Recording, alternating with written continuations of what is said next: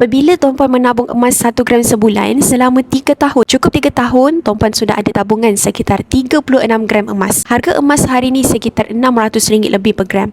Bermakna nilai 36 gram sekarang adalah sekitar RM18,000 lebih. Tuan-puan boleh lihat data di bawah, harga emas naik setinggi 28% 1 tahun yang lepas dan setinggi 768% selama 20 tahun. Ini menunjukkan kenaikan harga emas lebih baik berbanding portfolio simpanan, risiko rendah seperti ASB, tabung haji dan fixed deposit. Antara matlamat yang sesuai untuk simpanan dalam bentuk emas adalah simpanan dalam jangka masa panjang. Sekurang-kurangnya dalam masa 2 tahun. Contohnya simpanan untuk beli rumah, untuk menunaikan haji, untuk persaraan dan untuk pendidikan anak-anak.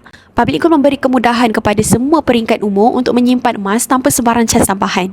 Bagi yang berminat untuk memulakan tabungan emas bersama Public Gold, boleh rujuk pin video dekat profil Fight atau terus saja klik link di bio, nanti Fight akan bantu tuan-puan dengan sebaiknya. Teruskan follow Fight untuk dapatkan lebih banyak ilmu simpanan emas dan juga kewangan.